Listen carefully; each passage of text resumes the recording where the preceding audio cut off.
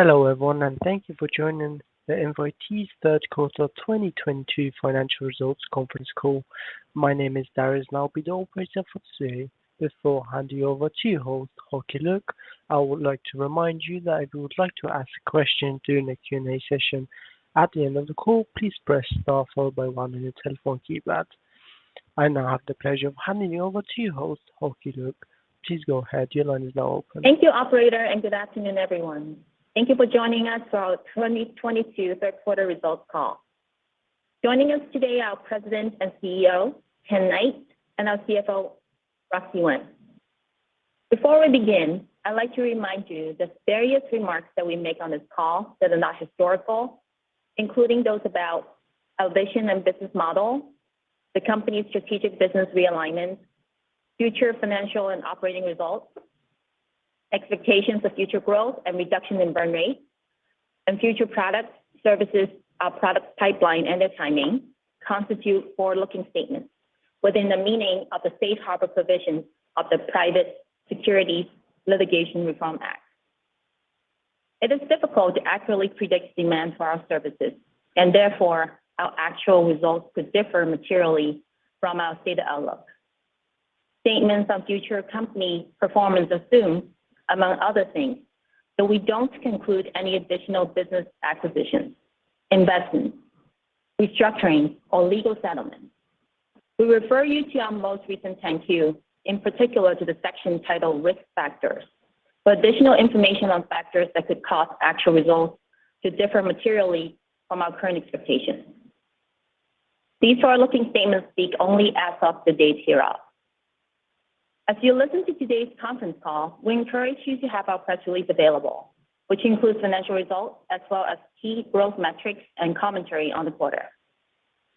To supplement our consolidated financial statements prepared in accordance with generally accepted accounting principles in the United States, or GAAP, we monitor and consider several non-GAAP measures.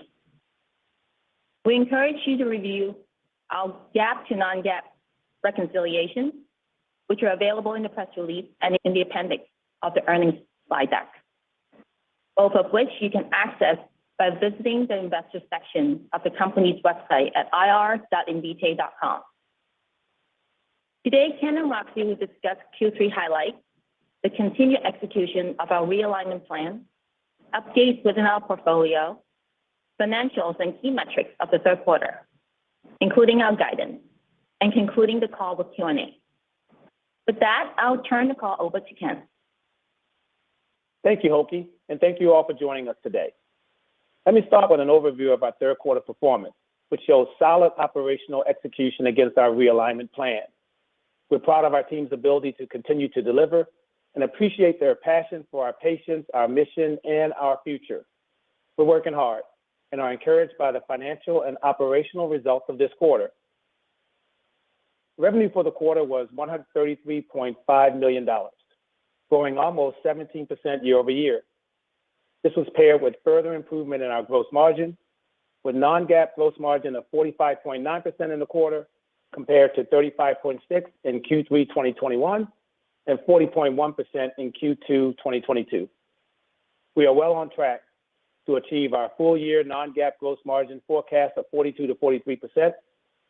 Additionally, our effort to reshape our cost profile has good momentum and is reflected in the reduction of our non-GAAP operating expenses to roughly 112% of revenues, compared to 176% of revenues in Q3 2021 and 146% of revenues in Q2 2022.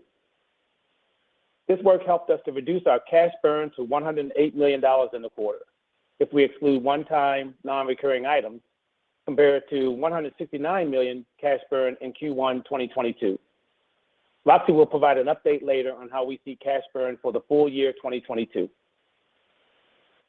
The reduction in cash burn to $108 million represents an annualized run rate reduction of approximately $245 million from Q1 and reinforces that we are on track to deliver the $326 million in cash burn reduction fully realized in 2023. We have made the tough but necessary workforce decisions, with notifications and reductions pretty much completed as planned. We've also made headway in consolidating our office and lab footprint, including steps to reduce underutilized office space. Regarding the consolidation of our geographic footprint, we have exited all impacted international territories prior to the end of September. In Q3, our ex-US business positively contributed to our improvement in non-GAAP gross margin. Finally, our portfolio optimization work has begun, and we have taken steps to consolidate our offerings, including exiting our pre-implantation products for IVF and exiting other underperforming products and accounts. We continue to pursue divestiture or wind down of our distributed kits business, but not much more to report on that at this point. So in summary, we are on track to deliver the $326 million of cash burn reduction. Now, turning to core product areas. In hereditary cancer, the Invitae brand is trusted and valued. We've generated an enormous amount of compelling data, and we've used that data to drive changes in guidelines and coverage policies, resulting in broader clinical adoption and more consistent reimbursement. Our most recent contribution includes an Invitae publication in JAMA, underscoring the American Society of Breast Surgeons guideline, recommending that all breast cancer patients receive genetic testing. We also recently highlighted NCCN's decision to expand guidelines in CRC, advocating for universal germline testing for all colorectal cancer patients past and present. Hereditary cancer testing is still underpenetrated, with some estimates as low as 10 to 20% of potential patients being tested. In addition to expanding adoption, we have additional initiatives underway to bring product enhancements and improve workflows for more access and ease of use. We intend to keep the momentum going with the genetic counselor community and are expanding our call points to non-genetics experts with a focus on workflows, education, and decision support in pursuit of the very best outcomes for patients. Our hereditary cancer offering is our highest revenue business, with a margin profile well above our corporate average. And our goal is to leverage this to extend offerings into the somatic space. The most recent addition to our somatic offering is our minimal residual disease product. We call it personalized cancer monitoring, or PCM, which is powered by our proprietary AMP technology. As many of you are aware, getting somatic testing incorporated into patient care is a massive opportunity. There are over 18 million cancer survivors in the US, and it's estimated that there are nearly 2 million new cases diagnosed each year. The total addressable market for MRD is $20 to $30 billion, and is still in the early stages. Widespread clinical use is still on the horizon, and we are actively working through the steps necessary to further facilitate the adoption of our PCM, engaging with clinicians, key opinion leaders, and payers. Our goal is to continue to demonstrate the utility of PCM, to combine it with our other oncology insights, and to be positioned to enable cancer treating physicians to advance precision oncology in an effort to move cancer into a chronic disease. PCM will provide the speed and accuracy to detect cancer sooner, thus reducing the downstream cost of care and improving patient outcomes. While we're working through reimbursement options and clinical trial results, we are supporting a growing number of top biopharma companies and academic medical centers who are partnering with us via fee-for-service arrangements to conduct research and generate revenue. Moving on to women's health. Recent guideline expansion recommending screening for all pregnancies, including average risk, has created a meaningful tailwind to us and to this segment with a TAM of over $2 billion. As part of our operational shift, we've exited channels with lower quality revenue, as well as implemented better reimbursement practices internationally. In the US, changes in our billing policy, improved COGS performance, and better discipline in our contracting have eliminated several underperforming aspects of this business. These factors together have taken our women's health non-GAAP gross margins from deeply negative to positive, and we expect continued improvement into next year. We're sharpening our product positioning, which includes new core and expanded panels, and we are also tapping into additional women's health channels, including OBGYNs and breast surgeons, to expand hereditary cancer testing. On the rare disease and data side of our business, we are seeing growth opportunities bridging our testing and data collection. Our testing business gives us access to multiple disease populations and hundreds of clinician relationships. We now have an emerging capability to combine genomic and phenotypic data, including real-world evidence, and are seeing an enthusiastic response to this capability among patients, advocacy groups, researchers, and biopharma partners in the rare disease area.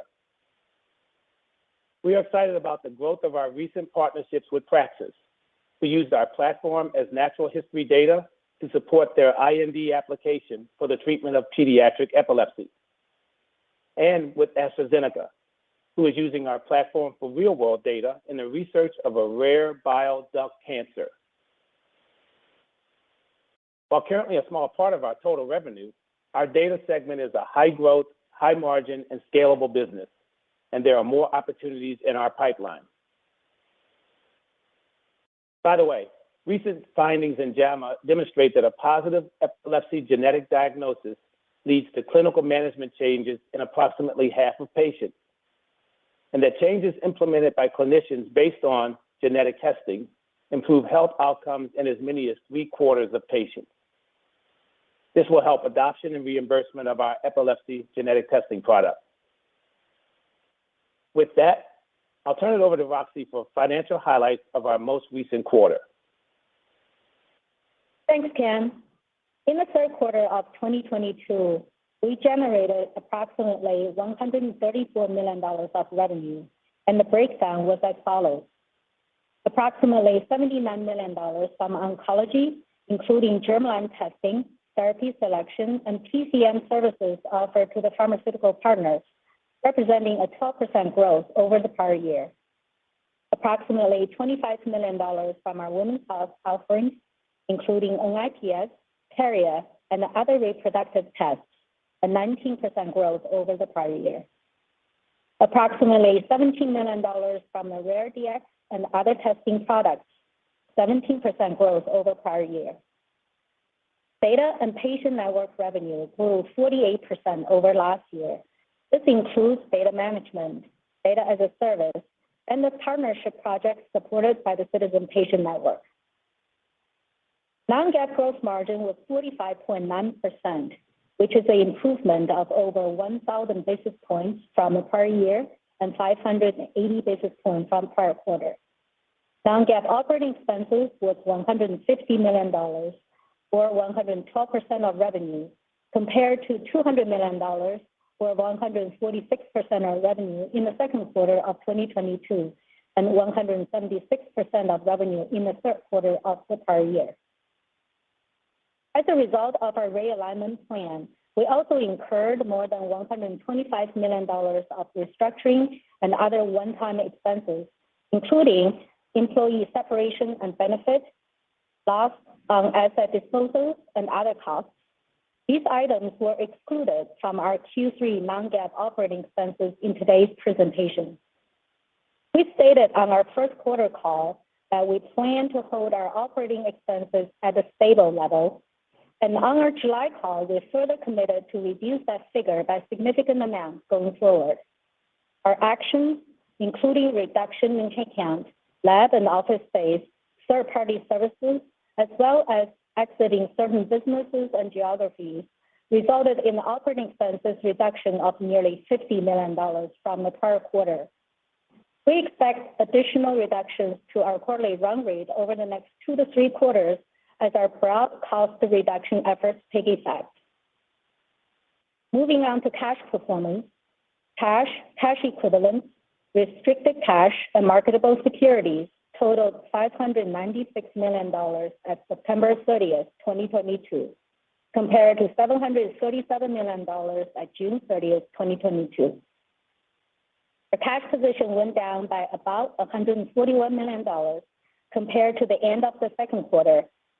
Excluding an inflow of approximately $10 million from our ATM facility, our total cash burn was $151 million. Adjusting for one-time items, including approximately $29 million related to the realignment program and $14 million related to compensation items for past M&A transactions, the cash burn for our ongoing business would be $108 million in Q3, a meaningful reduction from the run rate at the beginning of 2022. While we're nimble with our ATM financing options, we do not intend to use it to solve our debt maturities.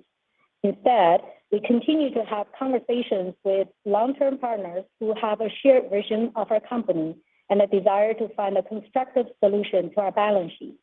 As of now, we have close to $600 million cash, and our cash burn trajectory is heading in the right direction, aided by the efforts we've put into place over the past year and accelerated by our strategic realignment. Stepping to the business metrics that are intended to offer more transparency and a more consistent, balanced perspective on our performance. Under portfolio growth, our active accounts continue to fuel top-line growth, despite active partner being relatively stable in Q3 due to our geographic consolidation and focus on higher quality revenue. The impact of these efforts will continue to be a slight headwind to this metric. However, the number of patients we served and ones who are available to share the data continue to expand. Each grew roughly 48% over prior year and 10% sequentially. Our new product vitality was down slightly from previous quarters. As a reminder, this metric represents a revenue contribution by new products over the trailing 3 years. As previously communicated, we saw a pullback in that number resulting from the slowdown in new product launches in 2020 and parts of 2021. Revenue per patient, measured by total company revenue divided by the number of ordering patients for the period, has continued to increase as we have focused our broader efforts on achieving higher quality revenue. Moving to operational excellence, we're seeing continued quarter-over-quarter improvements in all categories. Cash burn had a number of one-time items in this quarter. Cash burn as a percent of revenue would have been 81% excluding those one-time items. Moving to our financial guidance, we're reaffirming our 2022 revenue growth and non-GAAP gross margin targets. We expect full year 2022 revenue growth of low double digits over the prior year and our non-GAAP gross margin to be between 42% and 43%. For the fourth quarter, as previously communicated, we project to have less revenue than the third quarter, based on the fact that it's the first full quarter of operations since our realignment started in mid-July. There will also be some revenue impact depending on our final decision and the timing of that decision regarding our distributed kits business. Taking these factors and our current trajectory into consideration, we're maintaining our full year revenue guidance of low double-digit growth. Looking at our cash burn, we now expect full year 2022 cash burn to be between $585 and $625 million. Improvement from our previous guidance of $600 to $650 million. Note that this cash burn guidance includes up to $75 million related to realignment activities, and this amount has remained the same as our previous guidance. We're encouraged by our progress to date and are confident in our team's ability to deliver. Back to you, Ken. Thank you, Roxy. With that, we'll now turn the call over to the operator for Q&A. Thank you. So if you would like to ask a question, please press star followed by 1 on the telephone keypad now. If you change your mind, please press star followed by 2. When preparing to ask a question, please ensure your phone's unmuted locally. So that's star followed by 1 on your telephone keypad.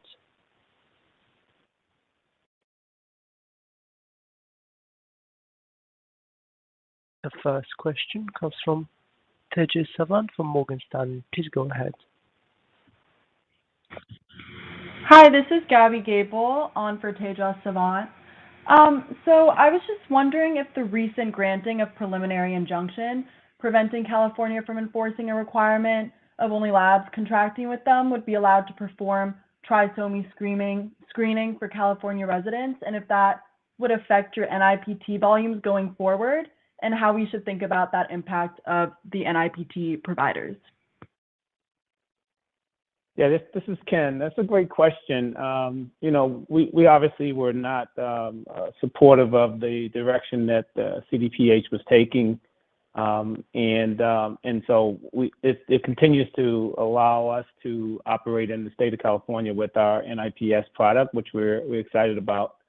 And so as we see the broadening guidelines and expansion of guidelines and making the utility of NIPS more accessible to pregnant women, we see it as nothing but upside for us. Thank you. That was very helpful. And then just in terms of your hereditary cancer business, what are you seeing in terms of a shift towards expanded carrier screen panels? And what do you think are the challenges for broader adoption? Was the question of expanded carrier screening? Expanded carrier screen panels. Yeah, so we have some work underway, actually bringing out an expanded carrier screening product here pretty soon. There's a specific utility of expanded carrier screening. It's obviously used for more complicated type of diagnoses, and so we see there's a place for expanded carrier, but we don't expect that every one of our customers that are ordering carrier screening today is going to pivot to the expanded product. So we'll have the option for our customers in the future. Okay, thank you. I appreciate your time. Thank you. The next question comes from Matthew Sykes from Goldman Sachs. Please go ahead, Matthew. Hi, this is Evie on for Matt. Could you just talk through the new product vitality metric, which was a little lower on a sequential basis? I know last quarter you talked about new products coming on in second half of this year, so any update on those would be helpful. Roxy, why don't you take that one? Sure. Great question. Thank you. Remind the definition is revenue contribution from our new product or either acquired or internally developed over the last 3 years. So as you indicated, the launches and the schedule and timing of launch does have an implication on this metric. We did have some new product launches at the first half of this year, and expect some of those revenue will come in. But we are not providing guidance from for these metrics, but we do recognize that the 2020 and 2021 part of 2021 slowdown is having an impact on this metric. Great, thank you. And then could you talk through pricing dynamics you're seeing in oncology and women's health, and what impact that might have on margins as we move into 23? I know you mentioned more data in hereditary cancer, which is driving reimbursements, but additional color would be helpful. Yeah, sure. For our women's health products, we've been seeing great improvement in our ability to get reimbursement. The expanded guidelines are helping immensely. Average risk is now covered pretty much with almost all major players in the U.S., and so that's having a tailwind in our average payment per test for our NIPS products. We made some decisions about pricing out ex-U.S. in an international marketplace, and as I said in my preamble, the benefit of that is we're seeing our ex-U.S. business providing positive contribution to our gross margin expansion initiative. So we're seeing that working as well.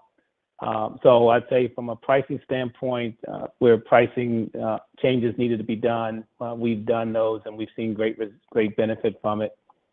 For hereditary cancer, it's been pretty solid. I mean, I think as I said, our gross margin performance of our hereditary cancer product is well above our corporate average, and it's staying pretty consistent. And so we don't see necessarily downward pressure on pricing any more than what we are doing in the marketplace. We continue to be the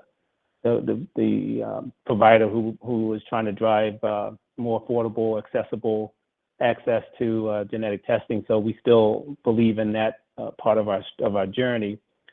But the pricing in the marketplace is pretty solid.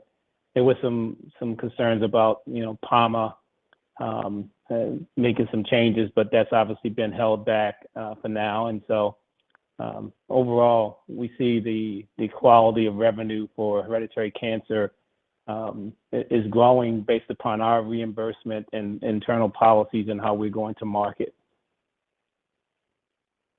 Great, thanks for the questions. No, thank you. The next question is from Marta Nazarovets from JP Morgan Chase. Please go ahead, Marta. Hello, thank you for taking the question. This is Marta on for Julia. So as it relates to your current mix between oncology, women's health, and other, how do you see those mixes evolving over the next year given their restructuring? And how do you see that mix settling beyond 2023? Essentially, what are some qualitative factors impacting that mix? Thank you.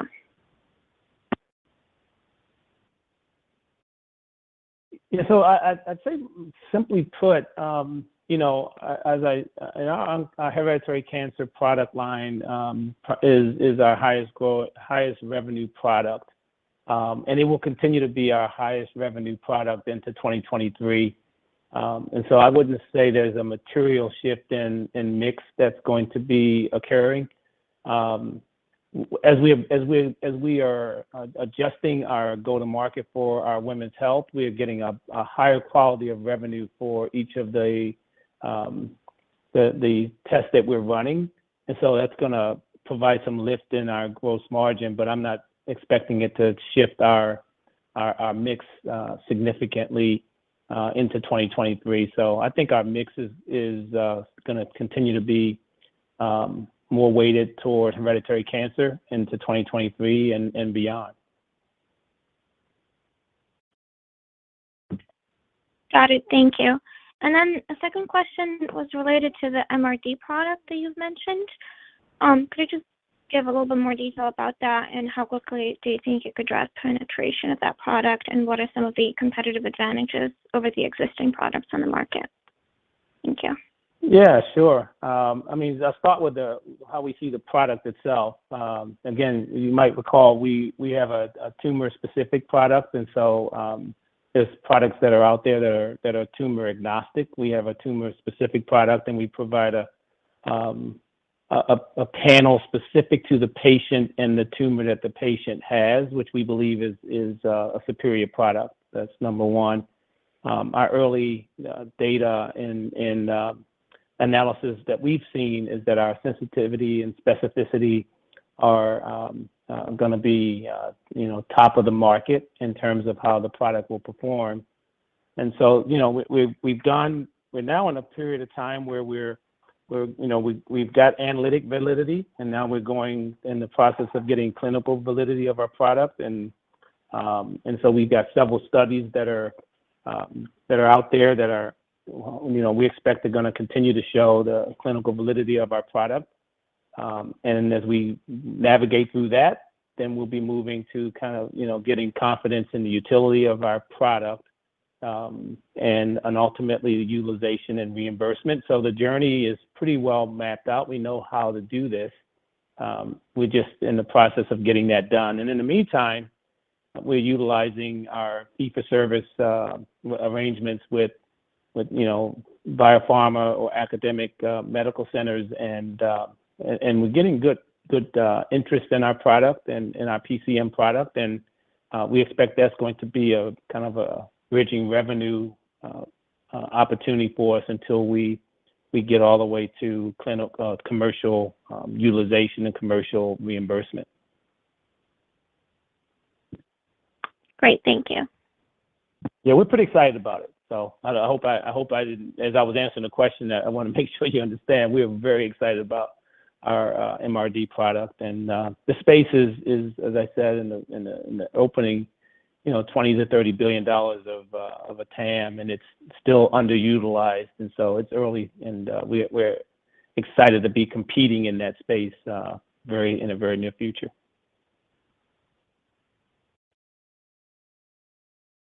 As a reminder, to ask any further questions, please press star followed by 1 on your telephone keypad. So that's star followed by 1.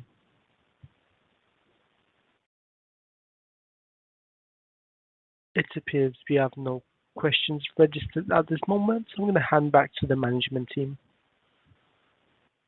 Well, thank you, operator, and thanks everybody for joining us on the call today. We've remained very positive about the opportunities for Invitae, and we're extremely confident in our team's ability to execute on our plan. So we appreciate your continued support, and thank you all for joining us on the call. This concludes today's call. Thank you for joining. You may now disconnect your lines.